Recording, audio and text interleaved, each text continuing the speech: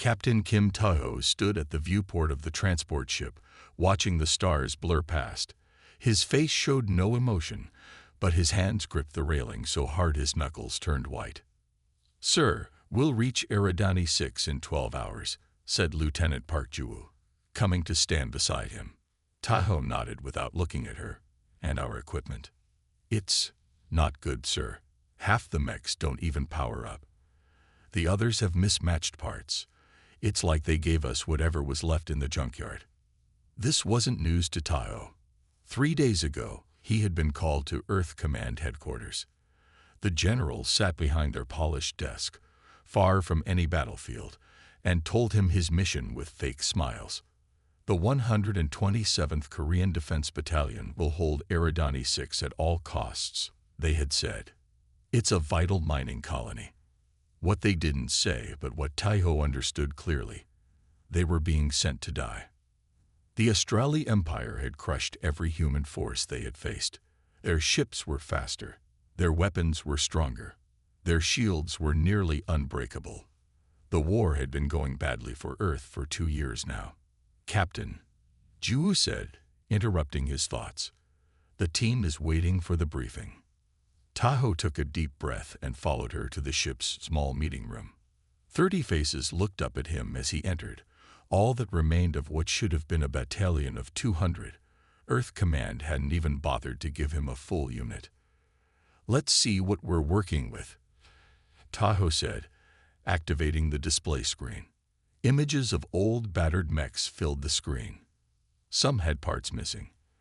Others were models so old that Taho had only seen them in military museums. "This is what they sent us to fight with," Technical Sergeant Lee Hunky asked, disbelief in his voice. "The Australi will tear through these like paper." "Sir, this is suicide," said Communications Officer Choi Hono. "Command is using us as a distraction while they move the real forces elsewhere." Taho didn't disagree. "Probably. But those are our orders." "Orders to die," muttered Medical Officer Han Suman. The room fell silent. Taho looked at each face. Young soldiers who had joined to protect Earth, now sent on a mission with no hope of success. "I won't lie to you," Taho said finally. "Our chances are bad. Command gave us scrap because they think we don't matter. They think the 127th is expendable." He paused, looking at a map of Eridani 6. "But I've studied the Australi. They're powerful, yes. Advanced, yes. But they're also predictable. They follow the same tactics every time, because those tactics have always worked for them." Taho zoomed in on the mining colony. "We may not have the best equipment, but we have something the Australi don't have. The need to improvise, to think differently, to use whatever we have in ways it wasn't meant to be used." He looked up at his team. "I'm not going to promise we'll survive, but I will promise this. If the Australi want Eridani 6, they're going to pay a much higher price than they expect." Reconnaissance Specialist Kang Dadian stood up. "I'd rather die fighting than just wait to be killed." "I'm with you, Captain." One by one, the others nodded or voiced agreement. As the meeting ended, Lieutenant Ju stayed behind. "Sir, do you really think we have any chance at all?" she asked quietly. Taho looked at the images of their broken-down equipment again. "The generals think they're sending us to die with scrap," he said. "Maybe they're right. But sometimes, Ju, it's not the best weapons that win wars. It's the people who find new ways to use what they have." He didn't know yet if that would be enough. But as the transport ship carried them toward Eridani 6 and the waiting Australi forces, Captain Kim Taho began to plan how to turn his battalion of cast-offs into something the enemy would never expect. The mining colony on Eridani 6 was even worse than Captain Taho had expected. Their base was an abandoned processing facility with holes in the roof and power that worked only half the time. Rusty mining equipment sat in piles around the compound. The air smelled like metal and dust. "This is where we're supposed to stop the Australi?" Lieutenant Ju asked, kicking a broken pipe. Taho didn't answer. He was watching Technical Sergeant Kunki, who was on his knees examining a chunk of dark ore from one of the mine carts. "Sir," Hyunki called out, "you need to see this." Tahoe walked over. "What is it?" "This mineral. I've never seen anything like it." Hyunki held up the rock. "It seems to absorb energy and heat in a strange way. My scanner can barely read it." Tahoe frowned. "Is this what they were mining here?" "Yes, sir. There are tons of it piled in the storage bays." Before Tahoe could ask more questions, Communications Officer Junho ran up to them. "Captain, our radar just picked up something. Astrali ships entering the system. Early estimates say at least 5 battle cruisers. They'll be here in less than 2 days." Tahoe nodded. It was happening faster than he'd thought, but the plan was still the same. "Get the mechs unloaded. I want every piece of equipment we have ready for inspection in 3 hours." The next morning, the situation looked even more hopeless. Out of their 30 mechs, only 18 could be made to work at all. Weapon systems were outdated, armor was thin, and power cells were leaking. "We can't fight with these," Ju said, staring at the line of broken-down machines. "We have to," Tahoe replied. "So we'll fix them." The team worked non-stop. They took parts from the broken mechs to fix others. They used mining tools to repair armor. They even broke down the transport ship for extra materials. That evening, a small woman Tahoe didn't recognize approached him. She wore civilian clothes, dirty from mine work. "Captain Kim," she said. "I'm Song Minji. I was the head engineer here before everyone else left." "You stayed behind?" Tahoe asked, surprised. "This is my home," Minji said simply. "I've been watching your people work on those mechs. You're doing it wrong." Tahoe raised an eyebrow. "Oh, and you know better than our military engineers about these minerals?" "Yes." She held up a piece of the dark ore Hyunki had found. "We called it nightshade. It has special properties, especially when heated and shaped the right way." "What kind of properties?" "It can absorb energy from weapons fire. It can mask heat signatures, and if you process it correctly, it can enhance power systems." Minji pulled out a tablet and showed Tahoe some designs. "Your mechs are old, but with these modifications." Tahoe studied her plans. They were unlike anything he'd seen before.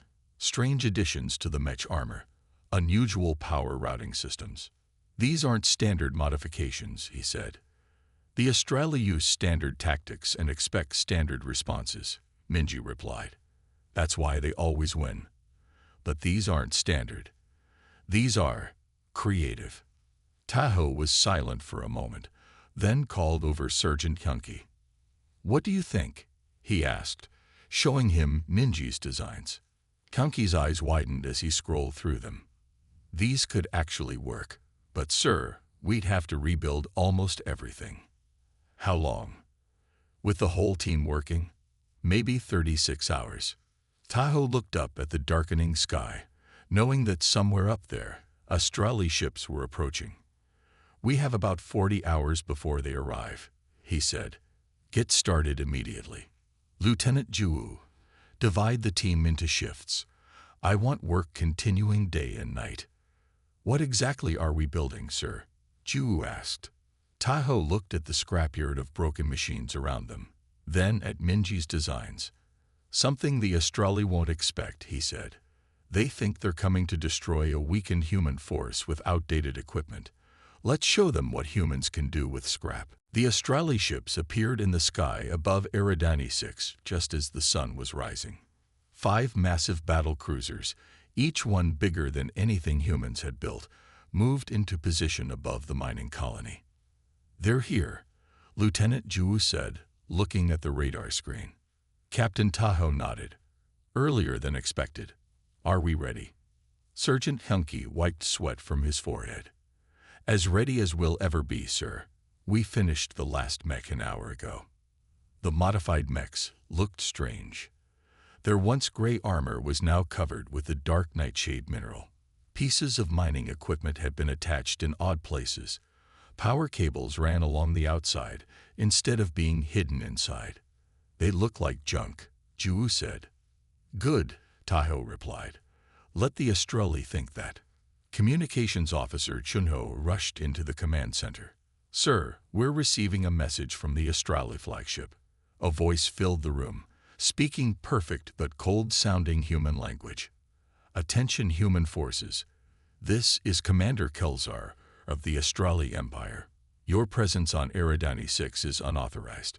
Surrender now, and you will be taken as prisoners. Resist, and you will be destroyed. Tahoe looked at his team. They had worked for 2 days without sleep to prepare for this moment.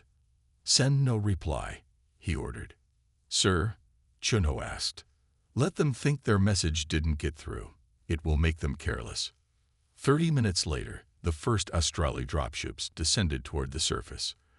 There were 20 of them, each carrying at least 10 Astrali soldiers in advanced battle armor. Far more firepower than needed for what they believed was a small human outpost. They're splitting into 3 groups, Reconnaissance Specialist Dayan reported. Main force heading straight for the base. 2 smaller groups circling around to flank us. This was exactly what Tahoe had expected. The Astrali always used the same tactics. Their technology was so advanced, they had never needed to change. Move to positions, Tahoe ordered. Remember the plan. Don't engage until they're in the mining tunnels. The 127th Korean Battalion had spent the previous day placing their modified mechs in the abandoned mining tunnels that ran beneath the colony. The nightshade mineral that covered them absorbed heat signatures, making them invisible to Astrali scanners. The Astrali forces landed and moved forward with confidence, their gleaming armor and weapons a stark contrast to the dusty, broken-down mining colony. They entered the tunnels without hesitation, expecting to find humans hiding in fear. Now, Tahoe said into his comm. The battle happened fast. The Astrali walked right past the hidden mechs, not seeing them until it was too late. When the Korean forces attacked, the Astrali fired back with their powerful energy weapons, but something unexpected happened. The nightshade armor absorbed the energy blasts instead of being destroyed by them. Minji had been right. The mineral didn't just hide their heat signatures. It could take the enemy's weapon fire and disperse it. The narrow tunnels that the Astrali had confidently entered became death traps. Their superior numbers meant nothing when they couldn't move freely. Their advanced weapons were less effective against the strange mineral armor. South tunnel clear, Ju reported over the comm. 6 Astrali down. No casualties on our side. Similar reports came in from other teams. The Astrali, caught by surprise, were falling back to their ships. In the command center, Tahoe watched the radar as the Astrali dropships lifted off, returning to their battle cruisers. Chunho, listening to the Astrali communications, looked up with wide eyes. Sir, they're calling for reinforcements, but that's not all.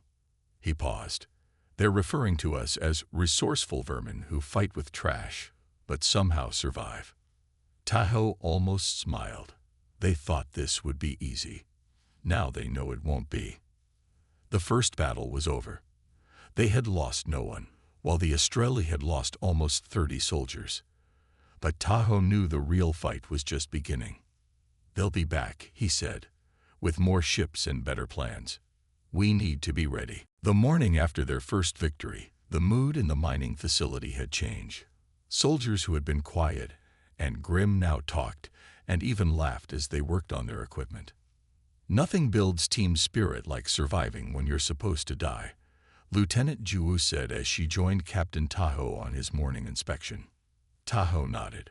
The real question is, can we do it again? In the main storage bay, which had been turned into a workshop, Technical Sergeant Kunki and Minji were already hard at work. They had taken apart one of the Astrali weapons captured in yesterday's battle. Captain, you need to see this, Kunki called out when he noticed Tahoe. What have you found? Minji pointed to the disassembled weapon. Their energy core. It's unlike anything I've seen before. So much power in such a small device. Can we use it? Tahoe asked. Better than that. Hunky said with a rare smile. We can copy it. Not exactly. We don't have all the materials they used. But with the nightshade ore and some parts from our own weapons, we can make something similar. How long? 3 days, Minji said. Less if we get more help. Tahoe thought for a moment. You'll have 5 more people today. What else do you need? More nightshade, Hunky said. The deeper ore has stronger properties. We need someone to go into the lower mining levels. I'll arrange it, Tahoe promised. On the other side of the facility, Medical Officer Suman had made her own discovery. She waved Tahoe over to her small lab. Captain, look at this.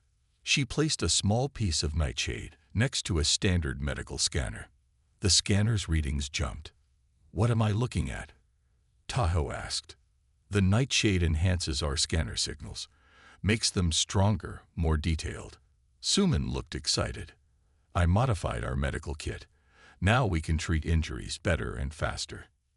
Good work, Tahoe said, genuinely impressed. Later that day, reconnaissance specialist Dahian returned from exploring the mine tunnels. Sir, I found something, he reported. A whole network of caves below the main mining level. They don't show up on any maps. Are they stable? Tahoe asked. Most of them. And they connect to the surface at multiple points. If we could position forces there, we could ambush the Astrali from below when they return. Tahoe finished the thought. Show me. The maps Dahian had drawn revealed a complex system of tunnels and caves. It was perfect for their needs. Places to hide, multiple exit points, and natural choke points where a few defenders could hold off many attackers. That evening, Tahoe called a meeting of all 30 soldiers plus Minji. The large storage bay was now filled with workbenches where mech parts, weapons, and strange devices were being built or modified. The Astrali will return soon, Tahoe began. Probably within a week. They'll bring more forces and better plans. But we have something they don't have. Scrap metal. Someone joked, and everyone laughed. Tahoe smiled. No, we have creativity. The Astrali have relied on their advanced technology for so long, they've forgotten how to innovate. Everything they do follows a pattern. But us? We're making this up as we go along. He pointed to a map of the mining colony and the caves below it. Each of you has skills and ideas that can help us survive. I want you to form teams. Each team will focus on one area: weapons, mechs, defenses, traps. Think of the craziest ideas you can. Use anything you find. Make our scrap into something the Astrali have never seen before. The room was quiet as everyone thought about this. But sir, Communications Officer Chuno asked, is this really how wars are won? With crazy ideas and scrap-together weapons? No, Tahoe admitted. Usually, wars are won by the side with the most advanced technology and the most soldiers. But sometimes, he looked around at his small team. Sometimes wars are won by the side that refuses to fight the way the enemy expects. As the meeting broke up, the soldiers formed into teams, already talking excitedly about their ideas. Tahoe watched them, feeling something he hadn't felt in a long time: hope. The 127th Korean Battalion had been sent to die with scrap. Instead, they were becoming innovators. 5 days after their first victory, the Astrali returned. This time, they brought 15 battle cruisers instead of 5. The sky above Eridani 6 filled with hundreds of dropships, each carrying 20 Astrali soldiers in their gleaming armor. That's at least 4,000 troops, Lieutenant Ju said, watching the radar screen. Against our 30. 30 humans with very good ideas, Captain Tahoe corrected her. In the 5 days they had to prepare, the 127th Korean Battalion had transformed their scrap mechs into machines the original designers would never recognize. The nightshade mineral covered every surface. Pieces of mining equipment had been turned into new kinds of weapons. The cave system beneath the colony was now filled with traps and hidden weapon stations. All teams, report in, Tahoe ordered over the comm. Team 1 in position, Kumki replied. He and 5 others were in mechs hidden along the main approach to the colony. Team 2 ready, Medical Officer Suman reported. Her group was stationed near the center of the cave system, ready to provide quick medical support. Team 3 in place, Daehyun confirmed. His scouts were positioned to monitor Astrali movements. And Team 4 is just waiting for visitors, Ju added. She commanded the largest group, hidden in the deepest parts of the caves. Tahoe took a deep breath. Remember the plan. Let them come to us. The Astrali moved with more caution this time. They landed their forces in a wide circle around the mining colony, then began to close in from all sides. Their commander, visible in distinctive gold armor, directed from the center of the main force. Reconnaissance Specialist Daehyun's voice came over the comm. Sir, they're using scanner drones now. They're looking for our heat signatures. Good thing we don't have any, Tahoe replied. The nightshade-covered mechs and equipment gave off no heat that Astrali scanners could detect. To the drones flying overhead, the colony appeared empty. Confused by the lack of readings, the Astrali forces moved into the colony itself. They entered buildings, checked equipment, and finally, just as Tahoe had predicted, moved into the mine tunnels to look for the humans hiding below. Now, Tahoe ordered. The battle that followed was unlike anything in the history of Earth's wars with the Astrali. The Korean forces had set up zones within the cave system. Each zone was designed to counter a specific Astrali tactic. When the Astrali tried to use their energy shields, they found the narrow tunnels made the shields useless. When they switched to their heavy weapons, hidden devices made from mining equipment reflected the energy blasts back at them. Most surprising of all were the scrap mechs. Their nightshade armor now did more than absorb energy. Thanks to Minji and Hyunki's work, it redirected that energy into the mech's own weapon systems. The more the Astrali fired, the stronger the human weapons became. They're falling back in Section 3, Ju reported, moving right into the trap zone. Tahoe watched on his tactical display as a large group of Astrali, including their gold-armored commander, retreated into an area that looked like a safe haven. But the Korean forces had weakened the cave ceiling there. Trigger the collapse, Tahoe ordered. The cave ceiling came down on the Astrali troops. Their commander disappeared under tons of rock. Without their leader, the Astrali forces fell into confusion. Their standard tactics failed against the humans' unconventional methods. For the first time in the war, an Astrali force was being decisively defeated without having superior numbers on the human side. Sir, Communications Officer Chuno called out excitedly. The Astrali ships are powering up. They're leaving. A cheer went up from the command center. On the screens, they could see Astrali dropships hurriedly picking up survivors and returning to their battle cruisers. We did it, Ju said, her voice filled with disbelief. We actually beat them. Tahoe nodded, watching the Astrali ships disappear into the sky. This changes everything. Earth Command thought they were sending us to die. Instead, we've just shown everyone how to fight the Astrali and win. The 127th Korean Battalion had turned the war around with nothing but scrap and creativity. 2 weeks after their second victory, a large Earth Command ship landed at the mining colony. Out stepped 3 high-ranking officers in perfectly pressed uniforms with shiny medals on their chests. General Park, Captain Tahoe said, saluting the lead officer. We weren't expecting Earth Command to visit. How could we stay away after hearing about the Eridani miracle? General Park said with a wide smile that didn't reach his eyes. 2 victories against the Astrali. The whole Earth is talking about the 127th Korean Battalion. Tahoe kept his face neutral, but inside he felt uneasy. Earth Command had sent them here to die. Now they were acting like they had planned for this outcome all along.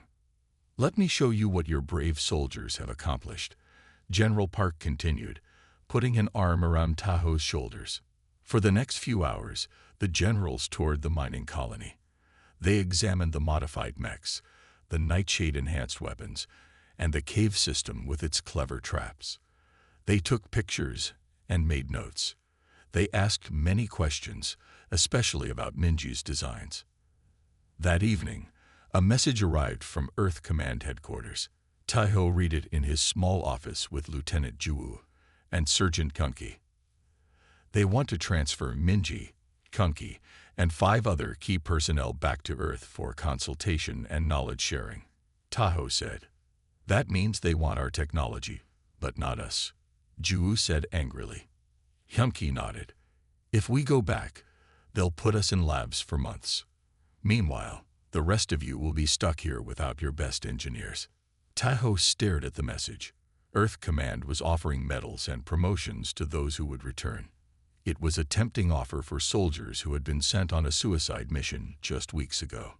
Later that night, Intelligence Officer Yunji knocked on Taho's door. "Sir, I need to show you something," she said, her voice low.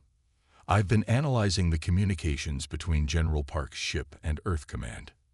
She placed a data pad on Taho's desk. It showed a series of encrypted messages that she had broken into. "This one is from 3 weeks ago, before our first battle with the Astrali." She pointed to a line of text. It says, "Eridani 6 mining operation must be shut down. Mineral properties could destabilize weapons market if widely known." Taho read through the messages slowly. The picture they painted was disturbing. "They knew about the nightshade all along," he said.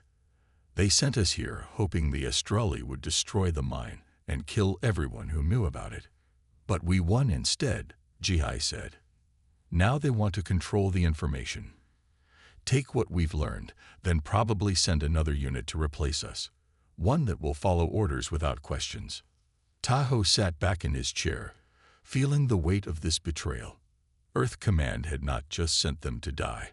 They had deliberately tried to bury the discovery of a mineral that could change the course of the war. The next morning, General Park called Taho to a meeting. "We've decided to establish a full military base here," Park announced. "Your battalion will receive reinforcements and new equipment.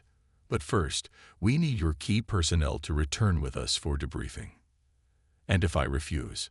Taho asked. General Park's smile disappeared. "This isn't a request, Captain. It's an order. These innovations are too important to be kept on a remote mining colony. Earth needs them in the fight against the Astrali." Taho thought about the secret messages, about his team who had worked so hard with nothing but scrap, about how Earth Command had tried to bury them. "I understand, sir," he said finally. "When do you need them to be ready?" "Tomorrow morning. Our ship leaves at 800. After the general left, Taho called an emergency meeting with his most trusted officers. They had less than 24 hours to decide. Follow orders from leaders who had betrayed them, or find another way. Captain Taho didn't sleep that night. By morning, he had made his decision. When General Park and his officers arrived at the landing pad, they found Minji, Hyunki, and 3 other engineers waiting with packed bags. "Just 5. General Park frowned. "My orders said 7 personnel.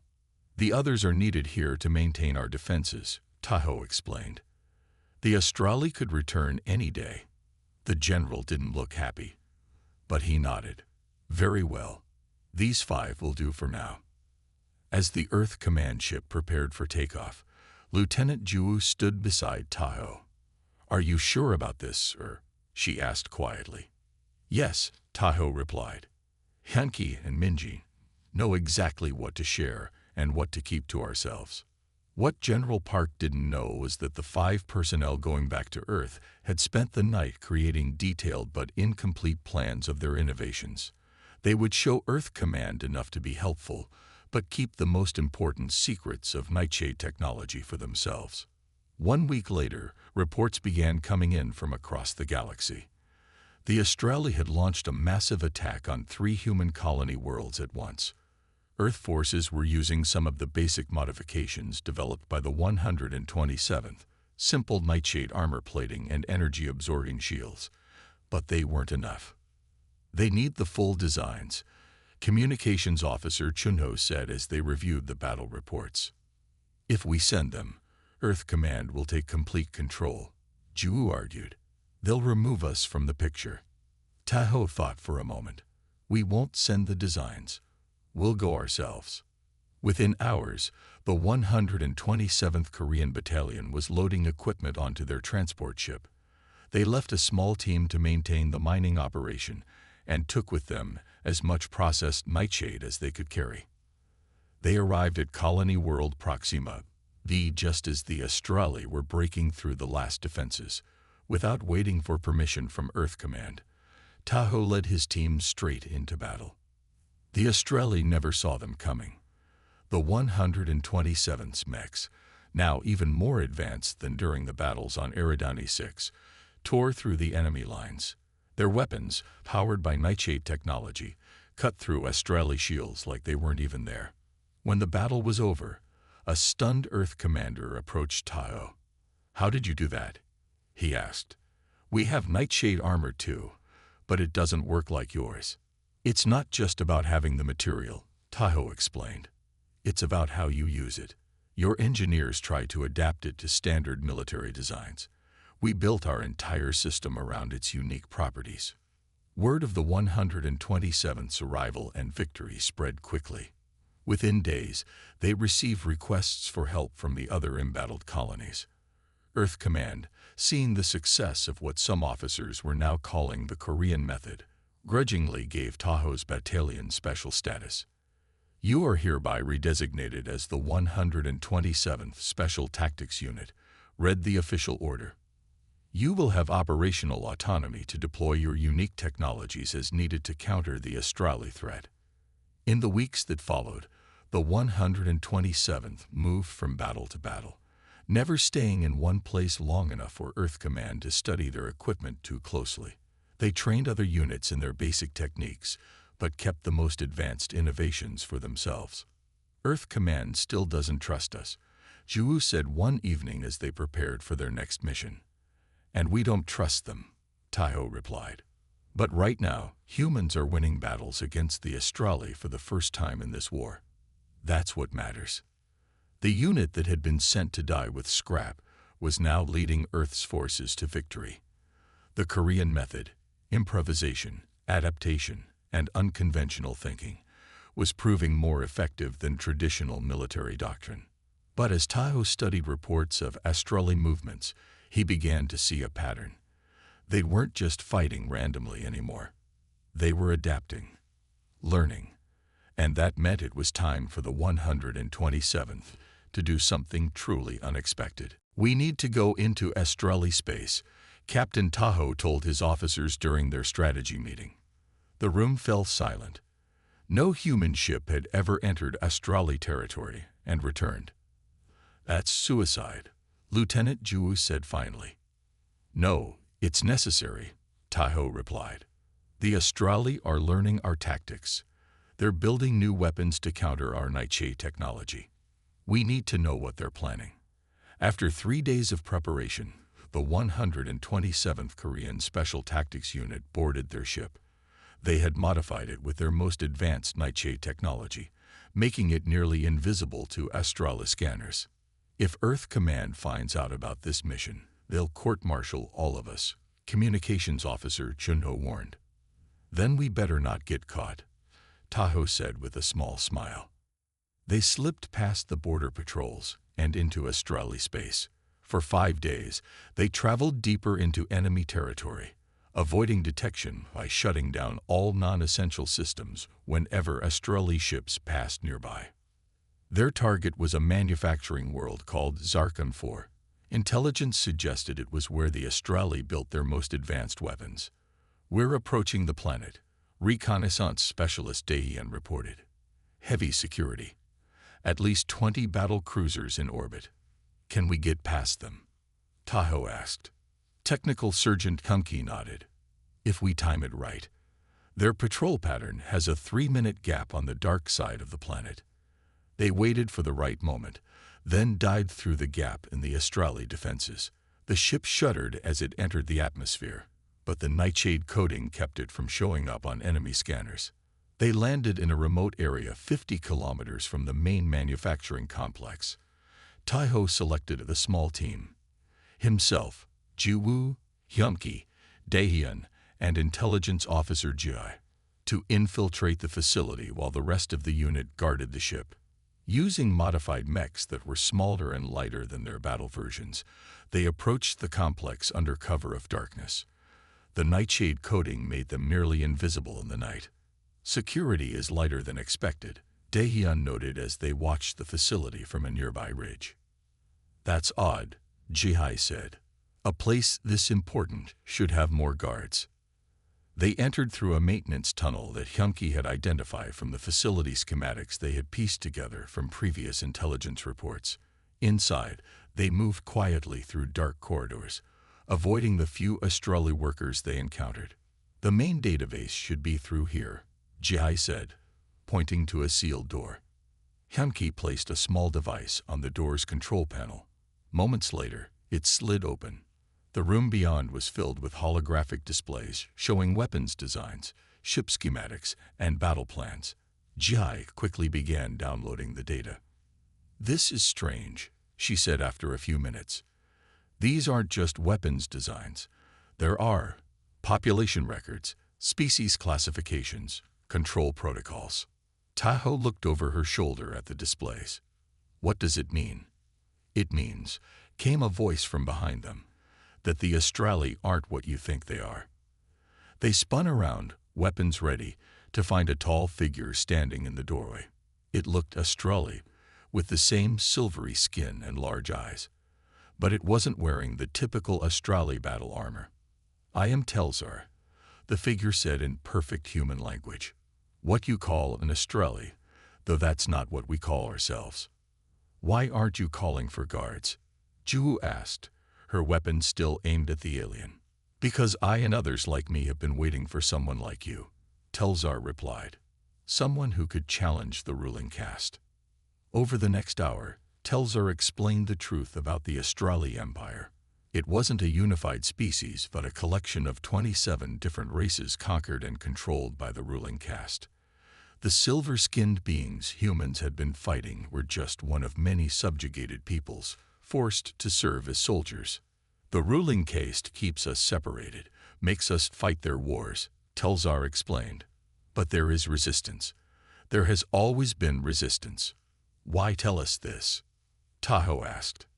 Because your Korean method, as you call it, has done something no one else has done in 300 years, Telzar said. It has made the ruling caste afraid. And that gives the resistance hope. Taho looked at his team, then back at Telzar. What are you suggesting? An alliance, Telzar said simply. Between your people and ours. One that could end this war in a way the ruling caste never expected. 3 months after their secret mission to Zarkam IV, Captain Taho stood on the bridge of the largest ship he had ever commanded. It wasn't an Earth vessel. It was a modified Australi battle cruiser, its hull now covered with nightshade plating and filled with technology that combined human innovation with Australi engineering. The Earth fleet has arrived at the rendezvous point, Lieutenant Ju reported. 20 battleships, 40 cruisers, and over 100 smaller vessels. And the ruling caste? Taho asked. Communications officer Junho checked his screens. Their main fleet is approaching Earth orbit. Over 200 ships. They think this is their final victory. Taho nodded. This was exactly what they had planned. The ruling caste believed they were launching a surprise attack that would end the war. They didn't know about the alliance that had been forming for the past 3 months. Send the signal to Telzar, Taho ordered. It's time. The plan they had created was risky but simple. The Earth fleet would engage the ruling caste forces near Earth's moon. Just as the battle began, Telzar and other resistance leaders would trigger the hidden codes they had planted in the ruling caste chip systems. At the same time, the 127th Korean Special Tactics Unit, commanding a flotilla of nightshade-modified ships, would attack from behind.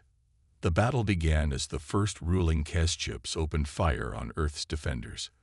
For a few minutes, it looked like any other battle in the Long War, except the Earth forces were holding their ground better than expected, thanks to the basic nightshade technology that had been shared with all human ships. Telzar reports ready, Juno said. Resistance forces are in position on 60% of enemy ships. Tell him to execute, Taiho ordered. Across the ruling Case fleet, chaos erupted. Ship engines shut down. Weapons systems failed. On dozens of vessels, the subjugated species who had been forced to serve as crew rose up against their masters. "That's our signal," Taiho said. "All ships, attack pattern Korean." Their flotilla dropped out of stealth mode and struck the rear of the enemy fleet. The ruling Case commanders, already dealing with the internal uprisings, were completely unprepared for this new threat. The battle that followed was unlike any before it. The Korean method that had begun with scrap mechs on a mining colony was now being used on a galactic scale.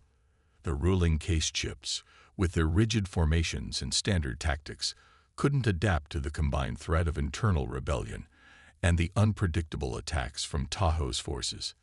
In the center of the ruling Case fleet, the massive command ship tried to restore order. Taiho directed his flagship straight toward it. "Their shields are at 40%, Technical Sergeant Kunki reported. "Telzar's people have disabled their main weapons." "Take us in closer," Taiho ordered. "Target their command center." Their ship, once considered scrap by Earth Command and salvage by the Australi, now led the final assault against the ruling Caste's supreme commanders. The Nightshade-enhanced weapons cut through the weakened shields. The command ship's engines died as resistance fighters completed their sabotage from within. 6 hours after the battle began, it was over. The ruling Case surrendered. Their leaders, for the first time in centuries, faced a force they couldn't defeat. 1 month later, Captain Taiho and his team stood in Earth Command headquarters. The same generals who had sent them to die with scrap now pinned medals on their uniforms. Representatives from 27 formerly subjugated species watched from the sides. "The 127th Korean Special Tactics Unit has saved Earth and freed countless worlds from tyranny," General Park announced. "They have rewritten the rules of warfare." After the ceremony, Taiho stepped away from the crowds and looked out a window at the stars. "Thinking about where it all started?" Lieutenant Ju asked, joining him. "A mining colony no one cared about. 30 soldiers with broken equipment. No hope of survival," Taiho said. "And now, we're here. They sent us to war with scrap," Ju said with a smile. "And now we rule the battlefield," Taiho finished. "But the real victory isn't winning the war. It's what we do with peace." As Earth and its new allies began to build that peace, the story of the Korean method spread throughout the galaxy. How creativity, adaptability, and the refusal to surrender could overcome even the most advanced enemy. How 30 humans with nothing but scrap changed the fate of the stars.